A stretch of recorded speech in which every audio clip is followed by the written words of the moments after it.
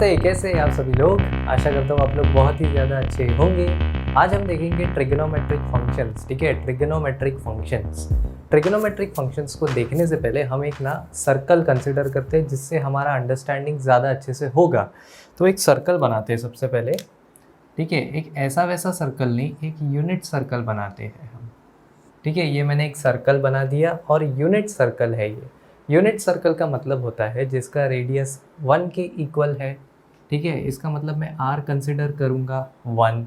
अब सर्कल है तो सर्कल का ऑब्वियसली एक सेंटर होगा। ठीक है, मैं कर लेता हूँ सेंटर को ओरिजिन कंसिडर कर रहा हूँ। इसका मतलब क्या है? इसका मतलब ये है दोस्तों कि ये जो सर्कल है ना, ये मैंने सर्कल को कोऑर्डिनेट एक्सिस जो होता है ना हमारा एक्स वाई प्लेन, ठीक है, जो हमारा ग्राफ पेपर होता है उसके ओरिजिन पर रख दिया है। तो ये बन जाएगा एक्स एक्सिस, ये बन जाएगा वाई एक्सिस। ठीक है, मैंने इस सर्कल को उठाया और ग्राफ पेपर के ऊपर रख दिया। ठीक है, अब ये सर्कल का रेडियस 1 है और ये ओरिजिन है, तो यहाँ से यहाँ तक रेडियस हो गया।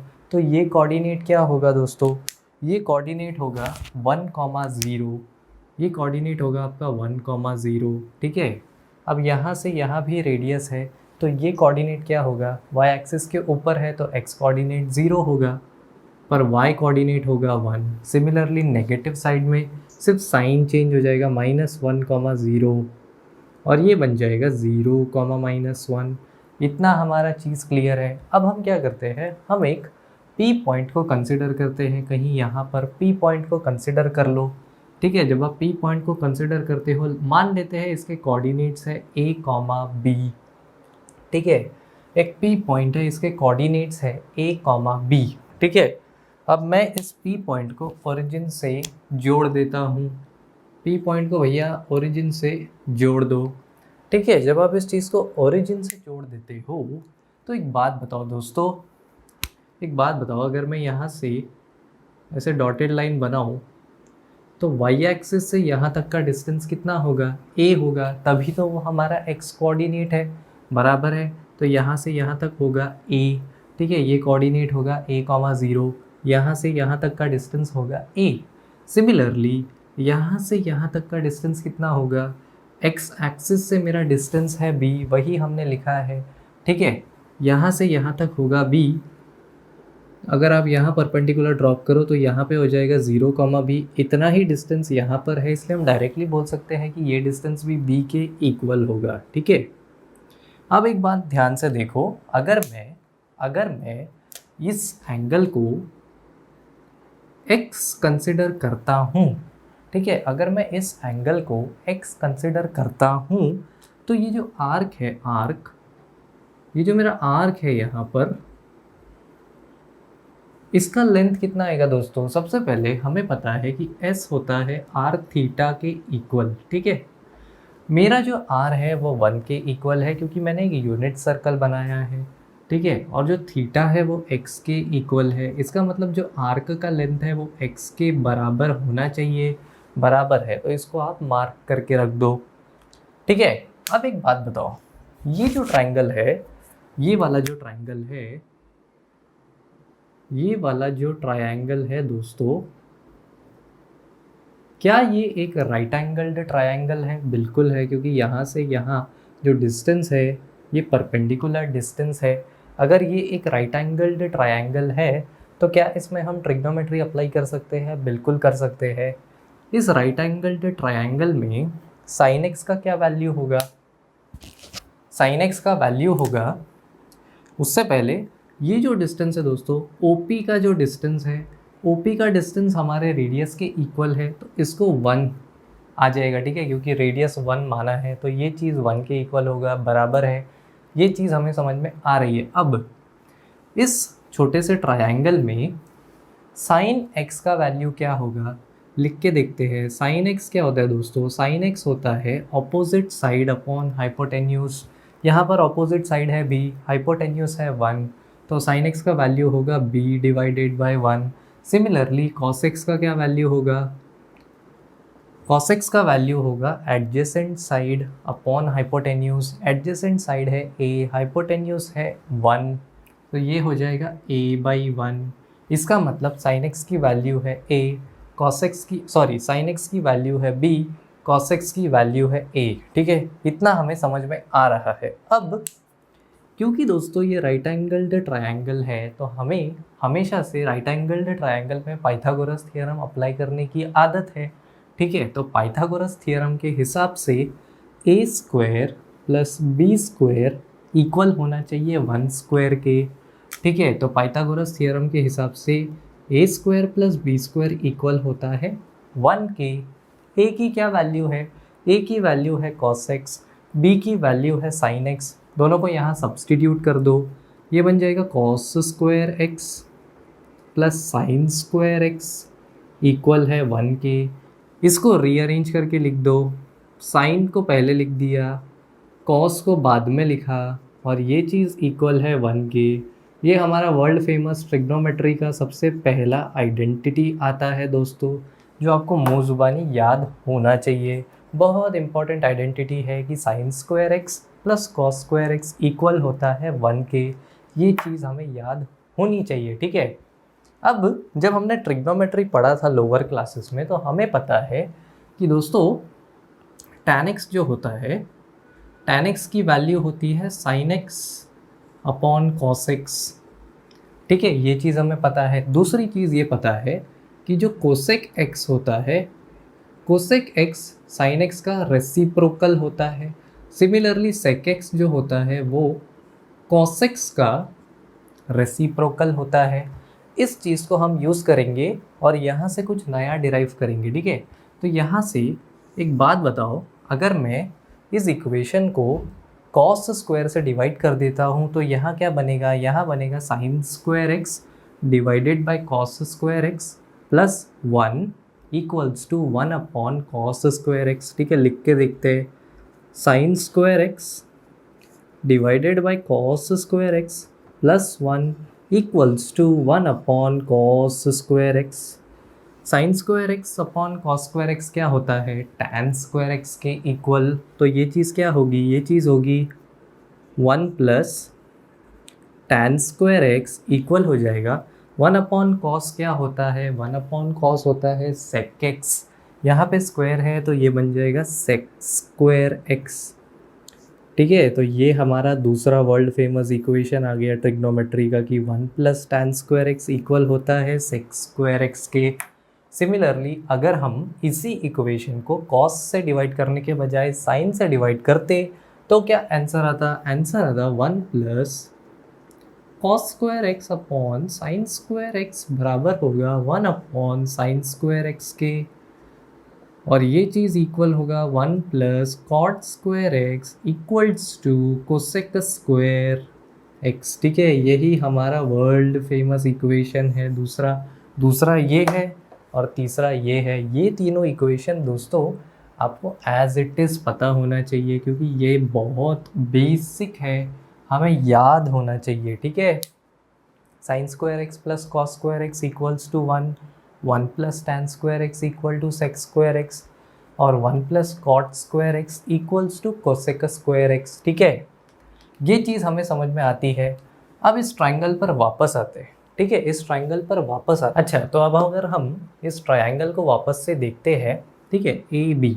अच्छा, मुझे एक बात बताओ, अगर मैं इस रे को यहाँ पर वापस से ऐसे ठोक देता हूँ, ठीक है, मतलब यहाँ पर ये चीज़ अटक चुकी है, और इसको रोटेट कर कर वापस यहीं पर ले आता हूँ, यानी इतना बड़ा भारत दर्शन अगर मैं इसको करवा कर ले आता हूँ और आपको बताता नहीं हूँ, तो आपको तो यही लगेगा कि ये चीज़ हमेशा से यहीं पर थी।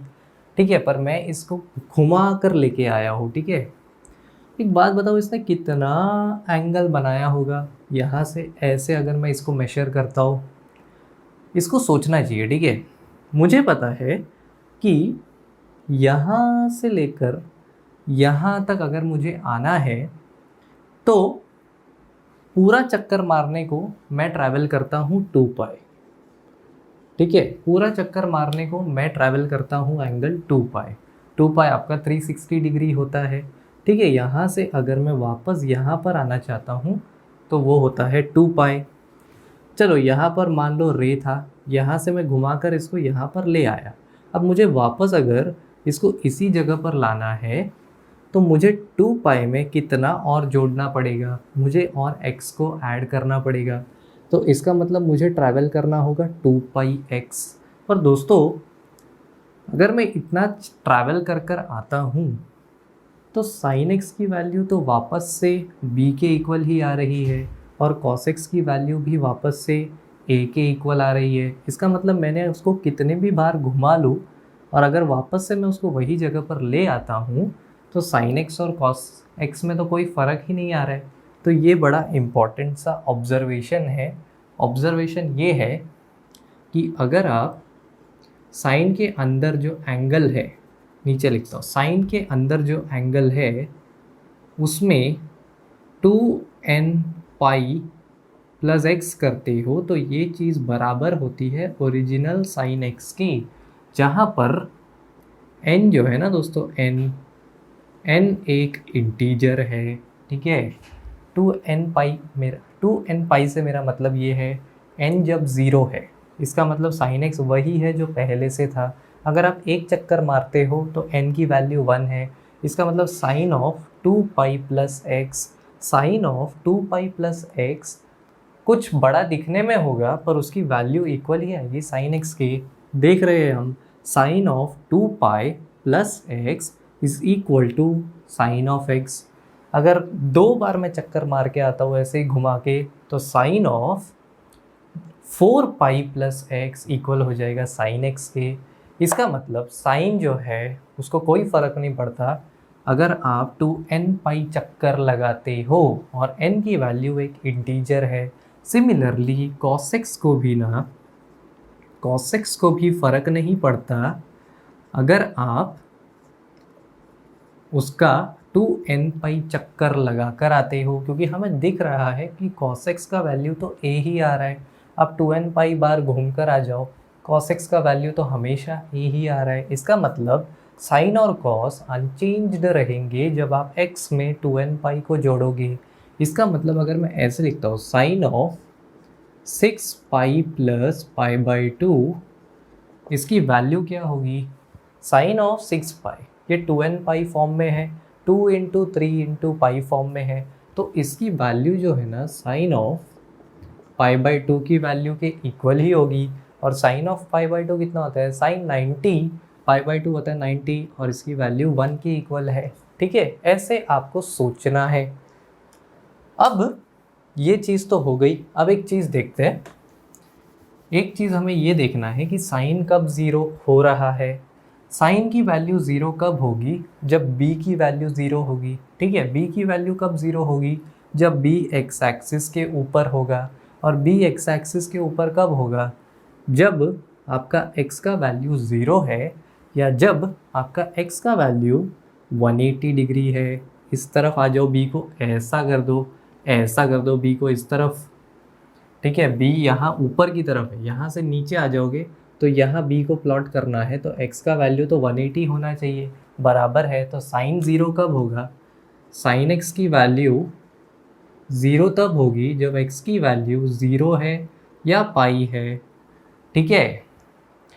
अगर 2 पाई ले लूँ मैं, 2 पाई ले लूँ अगर वैल्यू, इसका मतलब यहाँ पे था, घूम के वापस यहाँ पर आ गया, तभी भी तो साइन की वैल्यू ज़ीरो ही है, बराबर है। इसका मतलब 2 पाई पे भी ज़ीरो है, 3 पाई पे भी ज़ीरो है।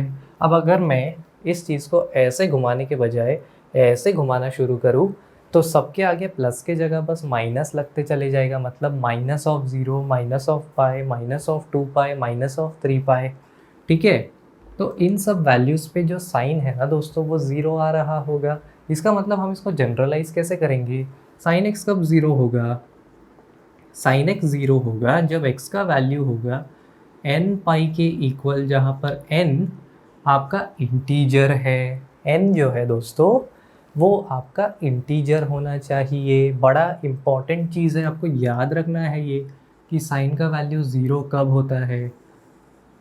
साइन का वैल्यू ज़ीरो तब होता है जब x एक n पाई फॉर्म में होता है, जहाँ पर n आपका इंटीजर के इक्वल है। सिमिलरली दोस्तों cos x कब ज़ीरो होगा, cos x ज़ीरो होगा जब a की वैल्यू ज़ीरो होगी। इसका मतलब जब हमारा चीज़ जो है ए जो है वाई एक्सिस के ऊपर होगा, ठीक है। वाई एक्सिस के ऊपर कब होगा, जब आप इस क्वाड्रेंट में लाओगे या इस वाले पे लाओगे, मतलब वाई एक्सिस के ऊपर कब होगा, जब आपका एक्स का वैल्यू π/2 होगा या x का वैल्यू π/2 प्लस π/2 180 पाई, पाई प्लस π/2 3π/2। इसका मतलब जब x का वैल्यू π/2 होगा और 3π/2 होगा तो cos x 0 के इक्वल होगा। कब, जब x का वैल्यू π/2 है और 3π/2 है, ठीक है। अब इसी चक्कर को वापस घुमाओ, π/2 3π/2, वापस यहाँ पर आ गए, 3π/2 प्लस π/2 2π प्लस π/2 5π/2। तो यहाँ पे पैटर्न दिख रहा है, पैटर्न ये है कि ये चीज़ ऐसे चलेगी। अब मुझे कैसे पता चला, π/2 के आगे एक ऑड नंबर मिलेगा आपको, ठीक है। तो cos x की वैल्यू कब कब ज़ीरो होगी दोस्तों, cos x की वैल्यू तब तब ज़ीरो होगी, cos x जो है आपका वो ज़ीरो तब होगा जब x का वैल्यू 2n+1 π/2 के इक्वल होगा, जहाँ पर आपका n एक इंटीजर है। 2n+1 होता है ऑड नंबर का रिप्रेजेंटेशन। n के जगह 1 रख के देखो 2 + 1 3π/2, n के जगह 0 रख के देखो 1 × π/2 π/2, सारे वैल्यूज़ पर आपका cos 0 हो रहा है। तो ये चीज़ है ना दोस्तों, ये दोनों चीज़ आपको याद होना चाहिए कि साइन और कॉस कब कब ज़ीरो होते हैं, बहुत ज़्यादा इम्पॉर्टेंट है। आपको बड़े बड़े एंगल्स निकालने की, मतलब बड़े बड़े एंगल्स की वैल्यू जब निकालनी होगी, ये दोनों चीज़ आपके बहुत ज़्यादा काम आने वाला है। तो प्लीज़ इस दोनों इक्वेशन को, इस दोनों रिज़ल्ट को आप याद रखिए। अब एक इम्पॉर्टेंट चीज़ देखते हैं। अच्छा दोस्तों, हमने क्या देखा कि साइन x ज़ीरो कब है, साइन x ज़ीरो है जब x n π है, जहाँ n एक इंटीजर है, और cos x 0 है जब x 2n+1 π/2 है, ठीक है। अब एक बात बताओ, tan x क्या होता है, tan x होता है sin x upon cos x बराबर है sin x upon cos x। अब एक बात बताओ, अगर डिनोमिनेटर में 0 आ जाएगा तो ये चीज़ तो अनडिफाइंड हो जाएगा, क्योंकि मैथमेटिक्स में डिनोमिनेटर में अगर 0 आता है तो उसको हम नॉट डिफाइंड कहते हैं। इसका मतलब ये चीज़ कब ट्रू है, ये चीज़ तब ट्रू है जब cos x की वैल्यू 0 के इक्वल नहीं है। इसका मतलब tan x equals to sin x upon cos x तब पॉसिबल है जब cos x is not equals to 0, और cos x 0 के इक्वल कब नहीं होगा, जब x जो है ना आपका x नॉट इक्वल होगा 2n+1 π/2 के, क्योंकि अगर x 2n+1 π/2 हो जाता है तो cos x की वैल्यू 0 हो जाती है और ये चीज़ अनडिफाइंड हो जाती है। इसलिए जब हम tan x के फंक्शन को डिफाइन करते हैं तो ये चीज़, ये कंडीशन बहुत ज़्यादा इम्पॉर्टेंट है कि x की वैल्यू ऑड मल्टीपल ऑफ π/2 नहीं होनी चाहिए। सिमिलरली जब आप कोसेक x को डिफाइन करते हो, कोसेक x को, तो ये होता है 1/sin x, ठीक है। और sin x अगर 0 हो गया तो अगेन ये चीज़ नॉट डिफाइंड होगी। sin x कब 0 होता है दोस्तों, जब x की वैल्यू n π है। इसका मतलब यहाँ पर मेरा sin x जो है वो नॉट इक्वल्स टू 0 है। इसका मतलब मेरा x का वैल्यू n π के इक्वल नहीं होना चाहिए, तभी कोसेक x मेरा डिफाइंड होगा। सिमिलरली सेक x के लिए देख लो, सेक x होता है 1/cos x। cos x की वैल्यू दोस्तों 0 के इक्वल नहीं होनी चाहिए। इसका मतलब x की वैल्यू 0 के, x की वैल्यू नहीं इक्वल होनी चाहिए 2n+1 π/2 के, ठीक है। तभी tan कोसेक सेक डिफाइंड हो गए। और cot x क्या होता है दोस्तों, cot x होता है 1/tan x, ठीक है, 1/tan x। इसका मतलब ये चीज़ हो जाएगा cos x upon sin x, ठीक है, cos x upon sin x के इक्वल हो जाएगा। मतलब sin x मेरा 0 नहीं होना चाहिए। sin x कब 0 नहीं होगा, जब x नॉट इक्वल होगा n π के, ठीक है। तो ये चीज़ आपको ऑब्जर्व करनी है और ये चीज़ आपको पता होनी चाहिए कि tan, कोसेक, सेक और कॉट तब डिफाइंड है जब इनके डिनोमिनेटर 0 नहीं होते हैं। और इनके डिनोमिनेटर 0 ना हो जाए उसके लिए हम x के वैल्यू को ये होने नहीं दे सकते। ये चीज़ आपको पता होनी चाहिए। अब आगे देखते हैं। अच्छा, अब हम क्या करेंगे, अब हम एक काम करते हैं, ये ट्राइंगल जैसे हमने ऊपर बनाया ना दोस्तों, सेम टू सेम इसका रिफ्लेक्शन हम नीचे बना देते हैं। इसका मतलब मैं यहाँ से यहाँ एक नीचे P बना देता हूँ, P डैश या Q ले लो, ठीक है। अगर यहाँ से यहाँ x, यहाँ से यहाँ का डिस्टेंस a था, ठीक है, तो यहाँ से यहाँ का डिस्टेंस a है, इसका मतलब q का x कोऑर्डिनेट तो a ही होगा, और ये डिस्टेंस भी इक्वल है, पर ये उल्टे साइड में है, इसका मतलब ये माइनस b होगा, क्योंकि ये इसका रिफ्लेक्शन है तो उल्टे साइड में होगा, तो q का कोऑर्डिनेट होगा a माइनस b, ठीक है। अब हमने बोला कि ये जितना यहाँ पर है उतना ही यहाँ पर है, तो अगर ये x है तो ये उल्टे साइड में होगा माइनस एक्स, एंटी क्लॉकवाइज में मेजर किया तो x, क्लॉकवाइज में मेजर किया तो माइनस एक्स, ठीक है। अब बड़े वाले ऊपर वाले ट्राइंगल से हमें पता है कि cos x a है और sin x b है, ठीक है। नीचे वाले ट्राइंगल से cos ऑफ माइनस एक्स क्या होगा, एडजेसेंट a अपॉन हाइपोटेन्यूस 1, तो cos ऑफ माइनस एक्स कितना आ रहा है, cos ऑफ माइनस एक्स आ रहा है a, और sin ऑफ माइनस एक्स कितना आ रहा है, sin ऑफ माइनस एक्स आ रहा है, ये है आपका माइनस b, ठीक है। sin ऑफ माइनस एक्स आ रहा है माइनस b अपॉन 1 यानी कि माइनस b, ठीक है। अब इस चीज़ को देखो, cos ऑफ माइनस एक्स को क्या मैं बोल सकता हूँ, a cos x के इक्वल है, तो cos ऑफ माइनस एक्स होगा इक्वल cos x के, और यहाँ से sin ऑफ माइनस एक्स होगा equal minus of sin x के, क्योंकि b की वैल्यू sin x के इक्वल है। तो ये दो बड़ा इम्पॉर्टेंट चीज़ आपको मिल चुका है कि cos ऑफ नेगेटिव एंगल एक पॉजिटिव cos देता है, और sin of negative angle minus of sin x देता है। कैसे याद रखना है, cos ऑफ माइनस एक्स में माइनस बाहर नहीं आएगा, पॉजिटिव cos x आएगा, पर sin ऑफ माइनस एक्स में हमेशा माइनस बाहर आ जाएगा, माइनस ऑफ sin x होगा। इसका मतलब cos ऑफ माइनस एक्स की वैल्यू इक्वल होती है cos x के, और sin ऑफ माइनस एक्स की वैल्यू इक्वल होती है नेगेटिव ऑफ sin x के। बड़ा इंपॉर्टेंट रिजल्ट है, इसको आपको याद रखना है। अब हम साइन कन्वेंशन को देखते हैं, ठीक है। ऑलराइट दोस्तों, हम बचपन से देख रहे हैं कोऑर्डिनेट एक्सिस, ठीक है। कोऑर्डिनेट एक्सिस में हमें पता होता है, ये देखो, ये हमारा जो कोऑर्डिनेट एक्सिस है, कार्टेशियन प्लेन जिसको बोलते हैं, ग्राफ पेपर देसी भाषा में, इसका हमें पता है कि ये फर्स्ट क्वाड्रेंट होता है, ये सेकंड क्वाड्रेंट, ये थर्ड क्वाड्रेंट, और ये फोर्थ क्वाड्रेंट, ठीक है। फर्स्ट क्वाड्रेंट में जो भी कोऑर्डिनेट्स होते हैं उनका साइन होता है पॉजिटिव पॉजिटिव, ठीक है। सेकंड में होता है नेगेटिव पॉजिटिव, यहाँ होता है नेगेटिव नेगेटिव, और यहाँ होता है पॉजिटिव नेगेटिव। पॉजिटिव पॉजिटिव क्या है, इसका मतलब है x भी पॉजिटिव होगा, y भी पॉजिटिव होगा, यहाँ पर x नेगेटिव होगा, y पॉजिटिव होगा, यहाँ दोनों नेगेटिव होंगे, यहाँ x पॉजिटिव होगा, y नेगेटिव होगा, वो तो दिख भी रहा है, x यहाँ पर है, y नीचे है, तो ऑब्वियसली बराबर है। ये चीज़ जैसे हमने याद किया है, सिमिलरली ट्रिग्नोमेट्रिक फंक्शंस जो है, जो हमारा साइन कॉस टैन है, साइन कॉस और टैन, इनका जब एंगल्स फर्स्ट क्वाड्रेंट में लाई करता है, सेकंड क्वाड्रेंट में लाई करता है, थर्ड क्वाड्रेंट और फोर्थ क्वाड्रेंट में लाई करता है, तो इनके रेशियो का साइन क्या आएगा, पॉजिटिव आएगा कि नेगेटिव आएगा, वो हम उसके एंगल को देखकर बता सकते हैं। जैसे कि पहला क्वाड्रेंट जो है ना दोस्तों, पहले क्वाड्रेंट में सारे के सारे ट्रिग्नोमेट्रिक रेशियोज़ के आंसर्स पॉजिटिव होंगे, इसका मतलब ऑल।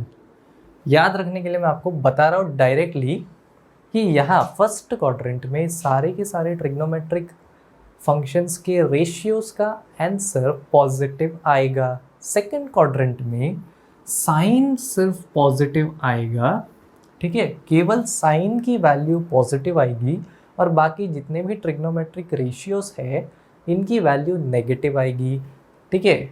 और थर्ड क्वाड्रेंट में टैन जो है ना दोस्तों,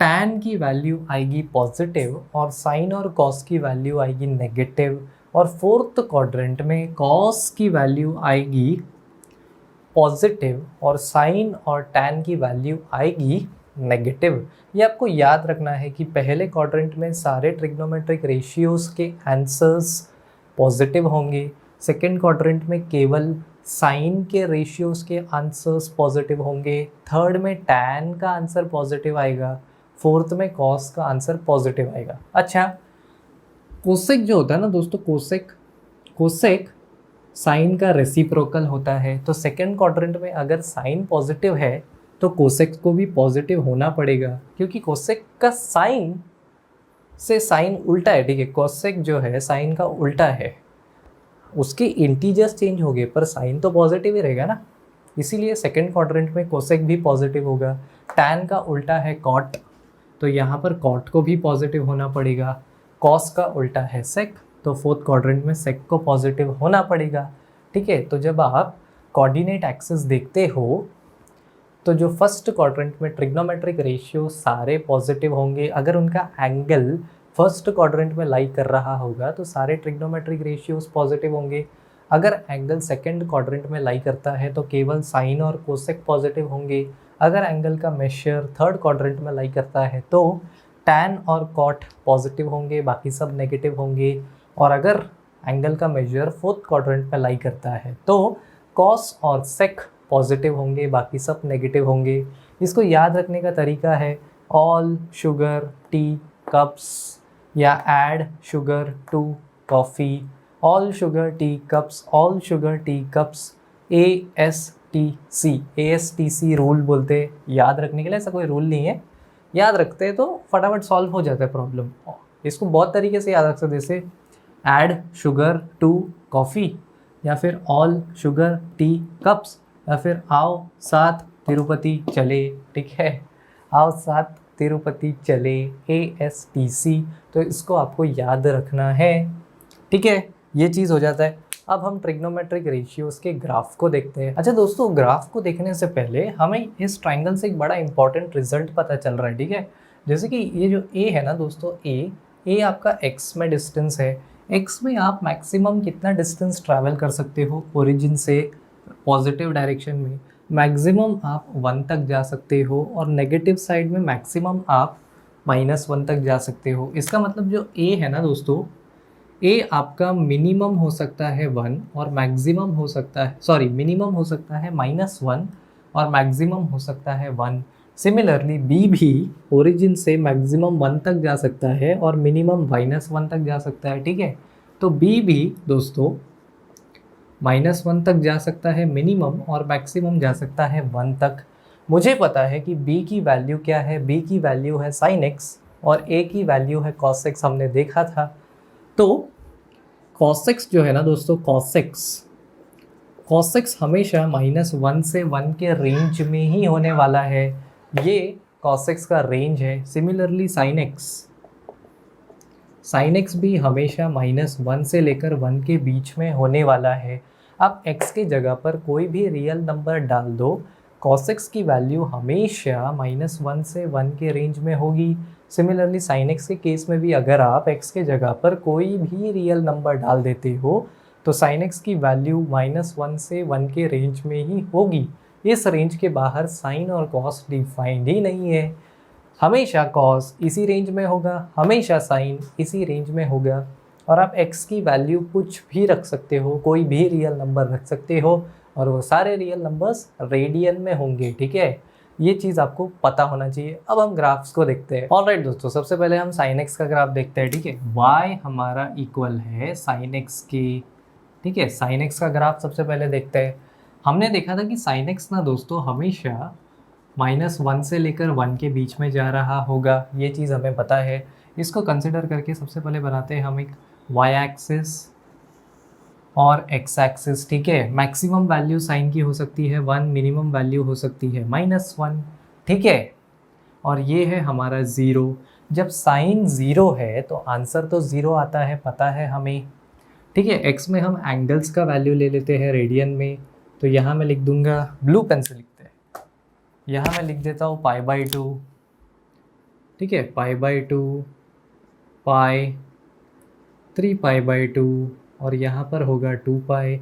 जो यहाँ लिखा है नेगेटिव में भी तो वही आने वाला है, -π/2 -π -3π/2 -2π।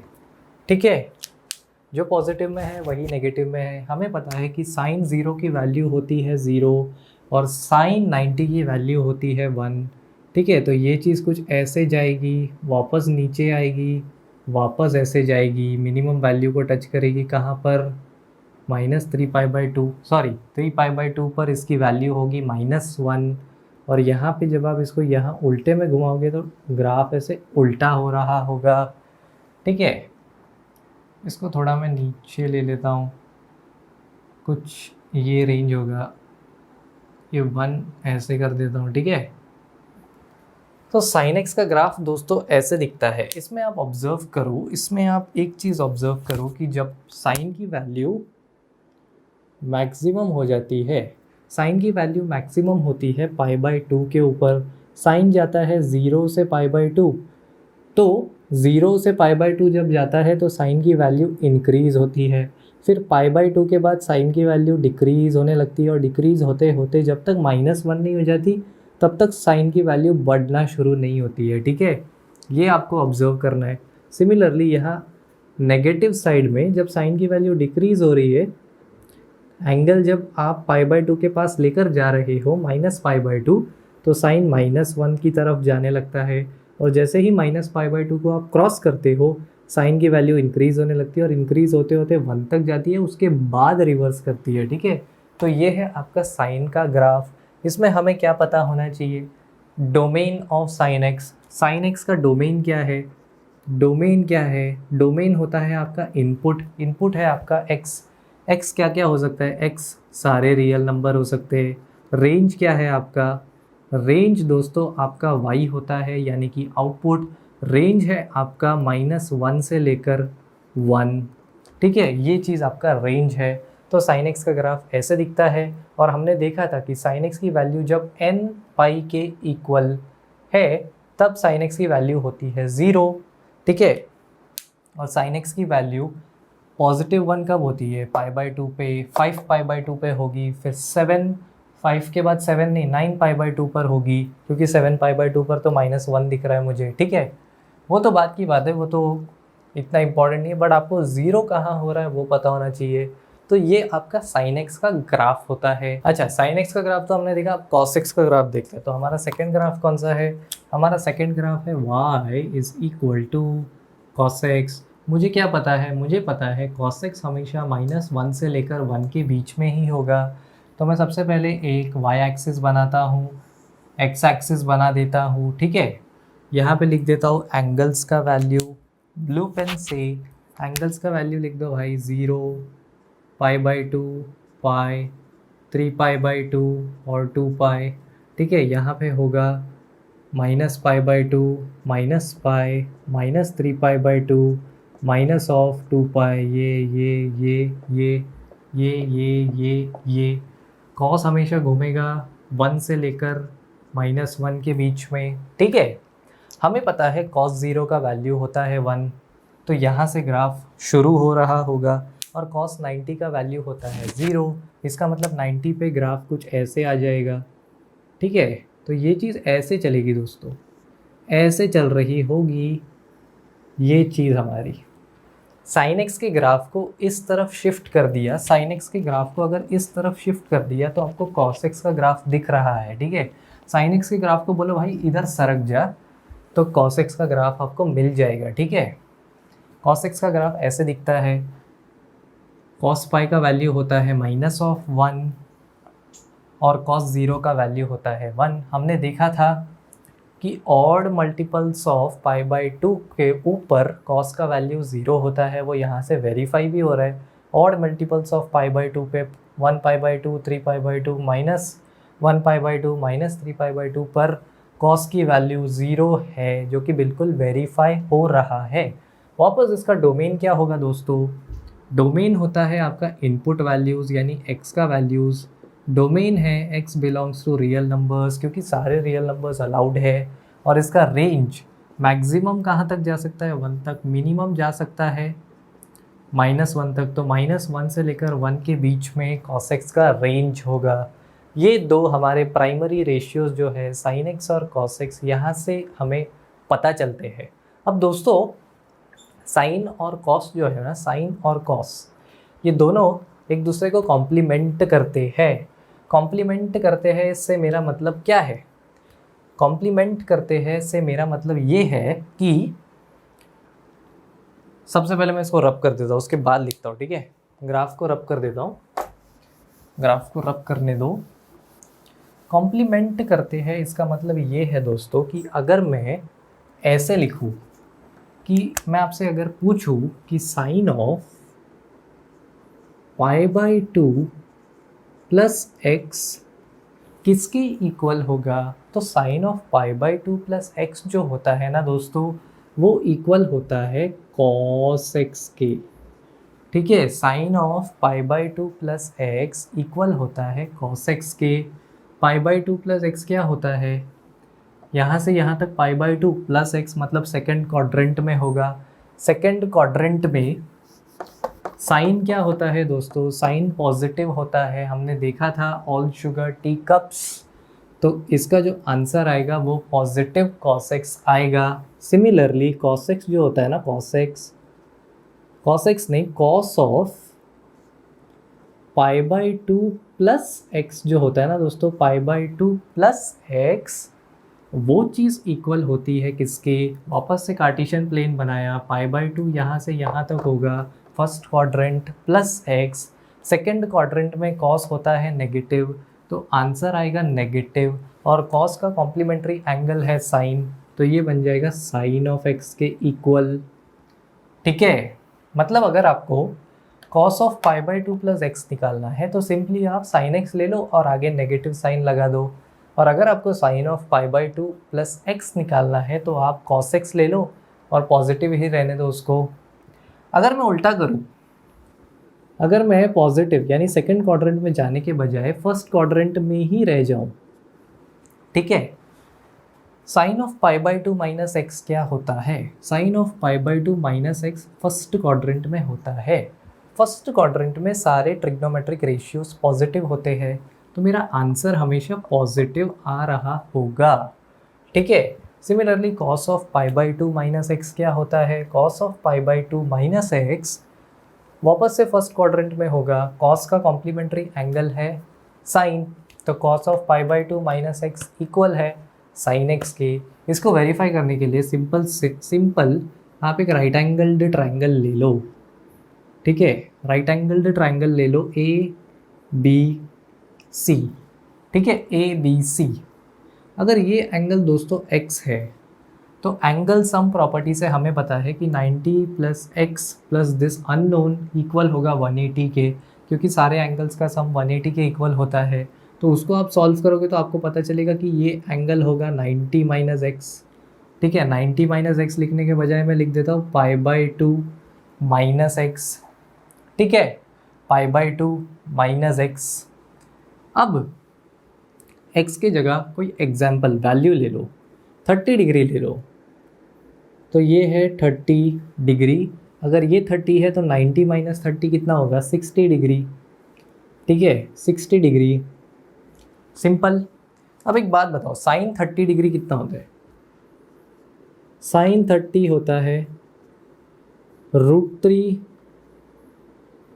साइन 0 साइन 30 होता है 1/2। ठीक है, अब साइन 30 को मैं ऐसे भी तो लिख सकता हूँ, साइन ऑफ 90 माइनस 60। ठीक है, अब मैंने क्या बोला कि साइन ऑफ 90 माइनस 60 बराबर होता है कॉस 60 के। कॉस 60 का वैल्यू क्या होता है? कॉस 60 का वैल्यू होता है हाफ। तो ये चीज़ यहाँ से वेरीफाई हो रही है। ये इसीलिए ट्रू है क्योंकि साइन और कॉस दोस्तों एक दूसरे के कॉम्प्लीमेंट्री एंगल्स होते हैं। और साइन और कॉस में ही नहीं, ये चीज़ आपको टैन में भी मिलेगी। क्या मिलेगी आपको टैन में? टैन में दोस्तों, टैन में अगर आप 90 से मल्टीप्लाई करते हो, मल्टीप्लाई नहीं ऐड, अगर टैन ऑफ π/2 माइनस एक्स आप करते हो तो आंसर आता है cot x। ठीक है, और अगर आप टैन ऑफ π/2 प्लस एक्स करते हो तो आंसर आता है माइनस cot x। माइनस क्यों लिखा मैंने? क्योंकि सेकेंड क्वाड्रेंट में सिर्फ साइन पॉजिटिव होता है, टैन का आंसर नेगेटिव होता है। अब इसको अच्छे से समझते हैं, ठीक है, ये जो मैंने यहाँ पर लिखा है। ऑलराइट दोस्तों, ये जो 90 है ना कॉम्प्लीमेंट्री, इसको देखते हैं, ये π/2 प्लस माइनस सब देखते हैं, ठीक है। आपको याद कैसे रखना है, याद कुछ करने की ज़रूरत ही नहीं है, आपको सिर्फ पता होना चाहिए कि जब 90 लिखा होगा अंदर, 90 प्लस कोई एंगल या 90 माइनस कोई एंगल, तो साइन कन्वर्ट हो जाएगा कॉस में और कॉस कन्वर्ट हो जाएगा साइन में, ठीक है। अगर टैन होगा तो टैन कन्वर्ट हो जाएगा कॉट में, और अगर कॉट होगा तो कॉट कन्वर्ट हो जाएगा टैन में। अगर कोसेक होगा तो कोसेक कन्वर्ट हो जाएगा सेक में, और अगर सेक होगा तो सेक कन्वर्ट हो जाएगा कोसेक में, ठीक है। अब साइन कैसे डिटरमाइन करोगे, साइन डिटरमाइन करोगे ASTC रूल से, ऐड शुगर टू कॉफ़ी वाले टेक्निक से, ठीक है। अगर मैं साइन ऑफ π/2 माइनस एक्स लिखता हूँ तो π/2 माइनस एक्स, इसका मतलब फर्स्ट क्वाड्रेंट में है। फर्स्ट क्वाड्रेंट में साइन क्या होता है, पॉजिटिव होता है, ठीक है, तो पॉजिटिव सबसे पहले लिख दिया। अब 90 है, 90 माइनस समथिंग है, 90 माइनस हो 90 प्लस हो, साइन बन जाएगा कॉस, तो इसका आंसर आएगा कॉस ऑफ एक्स, ठीक है। अगर मैं कॉस ऑफ 90 माइनस एक्स करता हूँ तो फर्स्ट क्वाड्रेंट में है, 90 माइनस समथिंग फर्स्ट क्वाड्रेंट में है, ठीक है, तो साइन बन जाएगा पॉजिटिव, और कॉस का कॉम्प्लीमेंट्री होता है साइन, तो ये बन जाएगा साइन एक्स के इक्वल। और टैन एक्स भी दोस्तों ऐसे ही होगा, टैन ऑफ 90 माइनस एक्स बन जाएगा प्लस कॉट एक्स, और कोसेक ऑफ π/2 माइनस एक्स बन जाएगा प्लस सेक एक्स, और सेक ऑफ π/2 माइनस एक्स बन जाएगा प्लस कोसेक एक्स। प्रॉब्लम कब आता है, जब सेकंड क्वाड्रेंट में आप चले जाते हो। इसका मतलब साइन ऑफ π/2 प्लस एक्स, ठीक है, π/2 प्लस एक्स मतलब second quadrant, 90 plus some angle second quadrant में लैंड करेगा आपको जाके। सेकंड क्वाड्रेंट में आपको देखना है ये वाला रेशियो जो इस लेफ्ट हैंड साइड में लिखा है, सेकंड क्वाड्रेंट में साइन होता है पॉजिटिव, तो हमारा जो भी आंसर आएगा वो होगा पॉजिटिव। और साइन का कॉम्प्लीमेंट्री एंगल लिखना है, क्योंकि 90 में हमने कोई चीज़ जोड़ा है, तो साइन का कॉम्प्लीमेंट्री एंगल होता है कॉस, तो आंसर आ जाएगा कॉस ऑफ एक्स। अगर कॉस ऑफ π/2 प्लस एक्स करते हो आप लोग, ठीक है, तो π/2 प्लस एक्स सेकेंड क्वाड्रेंट में है, सेकेंड क्वाड्रेंट में जो कॉस है ना, कॉस नेगेटिव होता है, तो जो भी आंसर आएगा वो होगा नेगेटिव, ठीक है। कॉस का कॉम्प्लीमेंट्री एंगल लिखना है, क्योंकि 90 लिखा है हमने, कॉस का कॉम्प्लीमेंट्री एंगल है साइन ऑफ एक्स, ठीक है। सिमिलरली टैन पे आ जाओ, टैन ऑफ π/2 प्लस एक्स अगर आप देखते हो, π/2 प्लस एक्स सेकेंड क्वाड्रेंट में है, सेकेंड क्वाड्रेंट में टैन क्या होता है, नेगेटिव होता है, क्योंकि सेकेंड क्वाड्रेंट में साइन के अलावा सारे रेशियोज नेगेटिव आंसर देते हैं, तो टैन का जो भी आंसर आएगा नेगेटिव आएगा। 90 में जोड़ा है, टैन का कॉम्प्लीमेंट्री है कॉट, तो यहाँ पर लिख दो कॉट ऑफ एक्स, ठीक है। और कोसेक में भी वही लॉजिक लग जाएगा, कोसेक पॉजिटिव है तो सेक पॉजिटिव आ जाएगा, सेक कॉस का ही उल्टा है तो आंसर में माइनस कोसेक एक्स आ जाएगा। इस प्रकार से आप जब कोई एंगल में 90 ऐड हुआ होता है तो कॉम्प्लीमेंट्री एंगल्स यूज़ करते हो, और साइन आप इन्हें देखकर डिसाइड करते हो, ठीक है। अब और ग्राफ्स को देखते हैं। ऑलराइट दोस्तों, तो अब हम tan x का ग्राफ देखते हैं। tan x का ग्राफ कैसे दिखेगा, y = tan x, ठीक है। tan x का ग्राफ कुछ ऐसे दिखेगा, देखो ये हमारा x एक्सिस हो गया, ये हमारा y एक्सिस हो गया, ये है 0, ये है π/2, ये है 3π/2 नहीं पाई, ये है 3π/2, ये है 2π, ठीक है। ये है -π/2, ये है -π, ये है -3π/2, और ये है -2π, ठीक है। हमें पता है कि tan ऑफ 0 तो 0 होता है, और tan π/2 होता है नॉट डिफाइंड, ठीक है। tan 90 नॉट डिफाइंड है या पॉजिटिव इन्फिनिटी। तो अगर आप इसको देखोगे तो tan का जो ग्राफ आता है ना, tan का ग्राफ कुछ इस प्रकार का दिखता है, tan का ग्राफ दिखता है कुछ इस प्रकार का। 0 पे तो 0 है, पर π/2 पे ये इन्फिनिटी की तरफ निकल जाता है, ठीक है। सिमिलरली जब tan की वैल्यू पाई है ना, tan की वैल्यू पाई, तब tan 0 आता है, पर बाकी टाइम पे ये इन्फिनिटी की तरफ निकल जाता है, इन्फिनिटी इन्फिनिटी, ठीक है। tan ऑफ 2 पाई भी वैसे ही जाएगा, ये चीज़ ऐसे जाएगी और ऊपर जा रही होगी, ठीक है। इसके लेफ्ट हैंड साइड में भी सेम चीज़ कॉपी होने वाला है, ये कुछ ऐसे दिखेगा, ठीक है। और यहाँ पर भी ये चीज़ कुछ ऐसे दिखेगा। तो tan का ग्राफ दोस्तों इस प्रकार का दिखता है। tan x जो है ना, tan x का जो रेंज है, हमें दिख रहा है कि tan x हर वैल्यू पे कुछ ना कुछ रियल नंबर दे रहा है, ठीक है। तो tan x जो है ना, tan x का जो रेंज है यानी कि y belongs to real number, ये चीज़ तो कंफर्म हो गया। और जो x है ना दोस्तों, यानी कि डोमेन इनपुट जो है, हमने देखा था tan होता है sin x by cos x, जहाँ पर ये चीज़ आपकी 0 के इक्वल नहीं हो सकती। ये चीज़ 0 कब होगी? जब x की वैल्यू 2n+1 π/2 के इक्वल होगी। इसका मतलब x इसको छोड़ के बाकी सब कुछ हो सकता है। तो डोमेन क्या होगा? डोमेन होगा रियल नंबर्स, ठीक है। डोमेन होगा रियल नंबर्स, जहाँ पर डोमेन होगा आपका रियल नंबर्स, जहाँ पर आपका x जो है, यहाँ मैं इसको ऐसे लिखता हूँ, x belongs to real number such that x is not equals to 2n+1 π/2, ठीक है। ये चीज़ होगी आपकी डोमेन, और रेंज तो सारे के सारे रियल नंबर्स होंगे। अब हम कॉटेक्स का ग्राफ देखते हैं। अच्छा, अब हम देखेंगे y इक्वल्स टू कॉटेक्स का ग्राफ, ठीक है। y इक्वल्स टू कॉटेक्स का ग्राफ कैसे दिखेगा? ये x एक्सिस है, ये y एक्सिस है, सारे एंगल्स लिख दिए, 0, π/2, पाई, 3π/2, 2π, यहाँ पर होगा -π/2, -π, -3π/2, -2π, ठीक है। अब tan 0 पर 0 था, तो cot इन्फिनिटी होगा, ठीक है। तो ये कुछ बड़ा वैल्यू दे रहा होगा, यहाँ पर इन्फिनिटी जाएगा ये चीज़।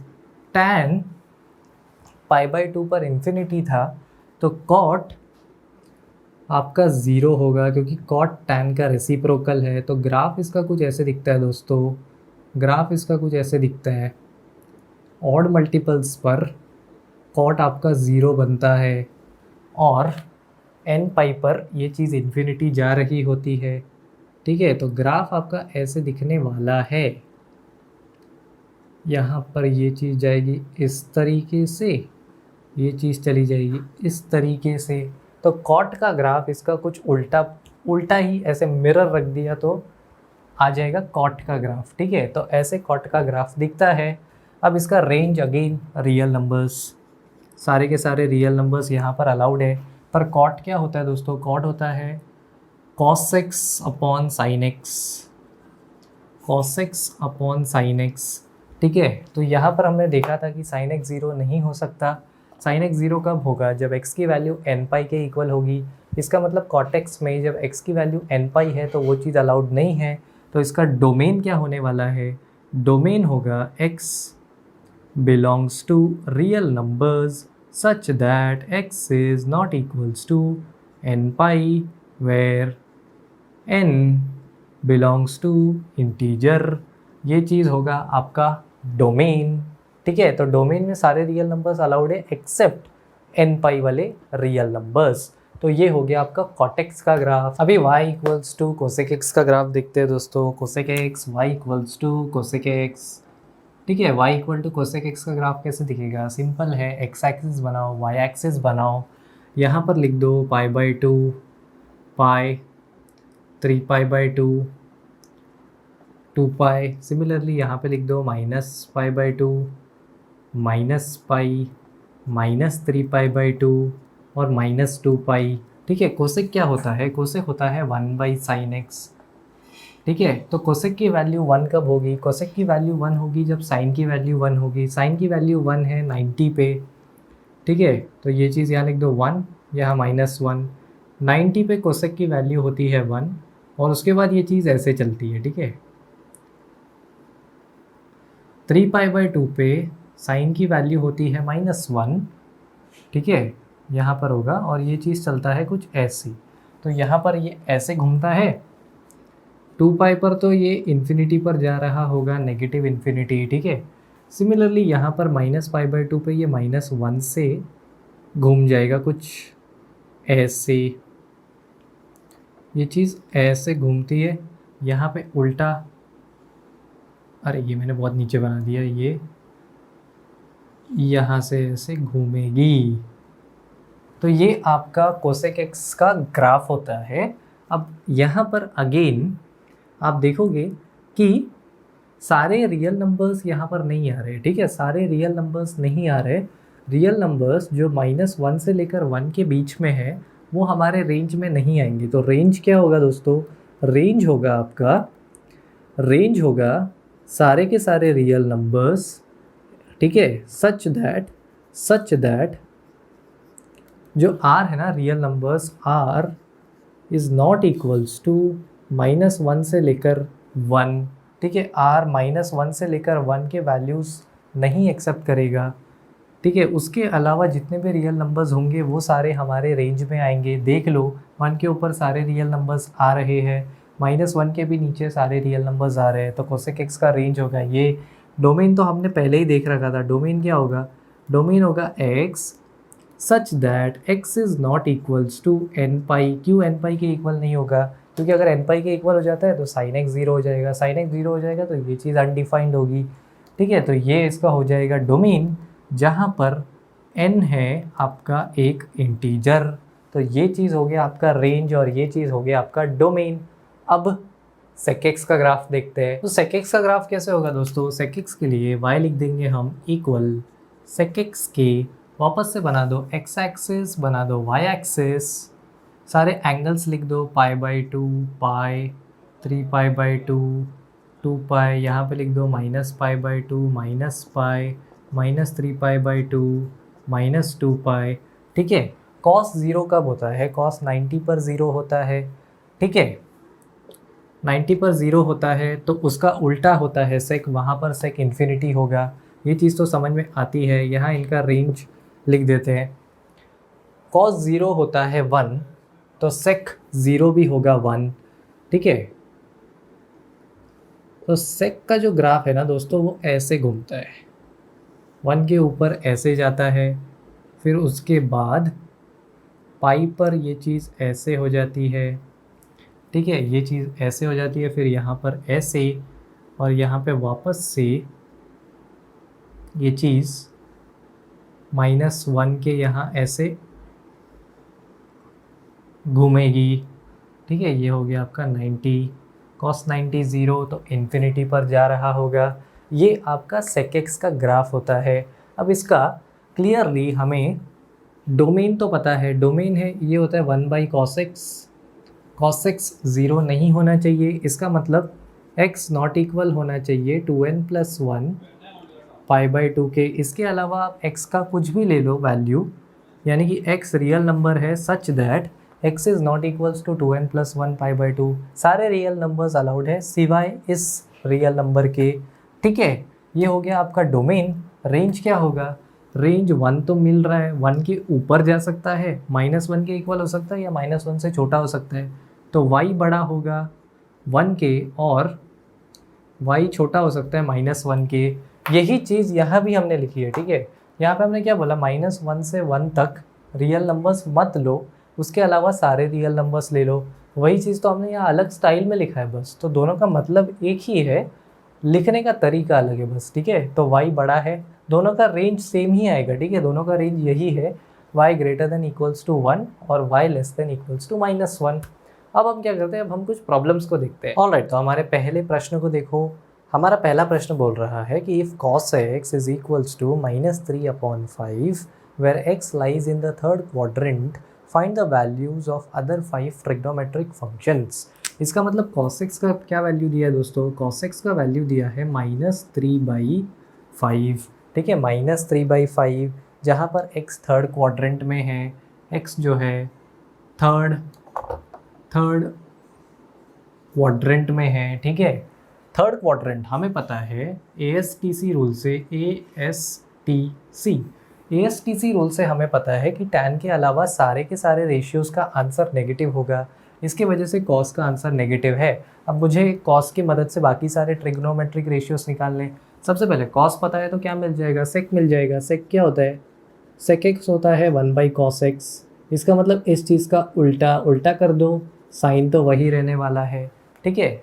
अब sec x मिल गया, cos पता है, साइन कैसे मिलेगा, सिंपल है, साइन मिल जाएगा 1 प्लस कॉस, 1 प्लस नहीं, sine square x plus cos square x equals to 1 के। तो साइन स्क्वायर एक्स क्या हो जाएगा, साइन स्क्वायर एक्स होगा 1 माइनस कॉस स्क्वायर एक्स। इसका मतलब 1 माइनस 9/25, इसका मतलब 16/25, ठीक है। तो साइन एक्स का क्या वैल्यू आएगा, साइन एक्स का वैल्यू आएगा प्लस माइनस इसका स्क्वायर रूट 16/25 का, ये हो जाएगा प्लस माइनस 4/5 के इक्वल। अब थर्ड क्वाड्रेंट में tan के अलावा बाकी सारे रेशियोज होते हैं नेगेटिव, इसका मतलब पॉजिटिव वैल्यू हो जाएगा रिजेक्ट, और साइन का आंसर आएगा -4/5। अगर साइन -4/5 है तो कोसेक एक्स आ जाएगा -5/4। tan x कितना आएगा, tan x आएगा sine x upon cos x, ठीक है। साइन का वैल्यू है -4/5, कॉस का वैल्यू है -3/5, 5 कैंसिल, tan x बन जाएगा 4/3 और cot x बन जाएगा 3/4। तो इस प्रकार से आपको ASTC रूल की मदद से ट्रिग्नोमेट्रिक रेशियोज़ को निकालना है। आइडेंटिटी भी यूज़ किया हमने। अब देखते हैं दूसरा प्रश्न। ऑलराइट दोस्तों, ये देखो, इस प्रश्न में हमें क्या बोला है, इस प्रश्न में हमें बोला है कि find the value of sine 31π/3। अब इतना बड़ा एंगल देखकर डरना नहीं है, ठीक है। ऐसे क्वेश्चन में क्या करना होता है, इसको तोड़ना होता है, ठीक है। हम इसको कैसे तोड़ सकते हैं, 31π/3 को क्या मैं ऐसे लिख सकता हूँ, 10π प्लस π/3, बिल्कुल लिख सकता हूँ। कैसे, 3 × 10 30 पाई प्लस पाई होता है 31π/3, तो ये चीज़ बिल्कुल सही हो गया। अब यहाँ पर ऑब्जर्व करो, साइन ऑफ 10π प्लस π/3 कितना होता है, मुझे पता है, हमने रिलेशन देखा था कि sign of 2nπ plus x होता है इक्वल साइन x के, ठीक है। 180/3 कितना होता है, 60, π/3 होता है 60, साइन 60 का क्या वैल्यू आता है, साइन 60 होता है √3/2, ठीक है। तो ये हमारा सिंपल सा √3/2 आंसर आ जाएगा। ऑलराइट, तो इस प्रश्न में हमें क्या करना है, इस प्रश्न में हमें cos ऑफ -1710 डिग्रीज का आंसर निकालना है। तो दोस्तों हमने देखा था कि cos of 2nπ plus x जो होता है ना, वो cos x के बराबर होता है, ठीक है। तो मैं क्या करता हूँ, 1710 को छोटा करते जाता हूँ, क्योंकि 2nπ के बाद जो भी x आता है वही cos x होता है। तो हम 1710 को उल्टा मतलब छोटा करते जाते हैं। ये बड़े नंबर के था, बड़े नंबर से हमने छोटा नंबर निकाला। देखो अभी यहाँ पे हम कैसे करते हैं, 1710 को हमें छोटा नोन वैल्यू ऑफ cos निकालना है। जैसे cos 90 पता है, cos 180 पता है, तो ऐसा कुछ नंबर आता है तो देखते हैं। तो अगर मैं 1710 में 360 ऐड करता हूँ तो कितना बनता है, ये होता है, या सब्ट्रैक्ट करता हूँ, सब्ट्रैक्ट करता हूँ तो ये हो जाएगा 1165, ठीक है, 1165 633, और ये हो जाएगा 1। वापस 360 सब्ट्रैक्ट करो, कितना आएगा 0, 59, 12 3 990 में वापस 360 सब्ट्रैक्ट करो, कितना आएगा 0 3 630, वापस 360 हटाओ, कितना आ रहा है 0 13 6 7 532, 270 आ रहा है, 270 आ रहा है। वापस अगर इसमें से हम 360 कम करें या 360 माइनस 270 करें तो कितना आएगा 90 आंसर आएगा, है कि नहीं, 90 आंसर आएगा। इसका मतलब अगर मैं -710 प्लस 5 × 360 करता हूँ तो इसका जो आंसर आएगा वो आएगा 90 डिग्री, ठीक है। अब ये चीज़ ऑब्जर्व करो, ये है आपका cos ऑफ 2n पाई, ठीक है। इसको हम कैसे लिख सकते हैं, 2 × 180 जो कि पाई है, n है आपका 5, 2n पाई के फॉर्म में है। Cos of 2n pi plus x equal होता है कॉस ऑफ एक्स के, ठीक है। तो इसके अंदर की चीज़ को जब हम सॉल्व करेंगे इतने बड़े चीज़ को, तो 90 डिग्री आ रहा है। और कॉस 90 कितना होता है, कॉस 90 होता है दोस्तों 0। तो इतने बड़े क्वेश्चन का इतना छोटा सा आंसर था, ठीक है। तो आशा करता हूँ आपको आज का वीडियो पसंद आया होगा। Thank you so much guys ये वीडियो देखने के लिए। Bye bye and take care.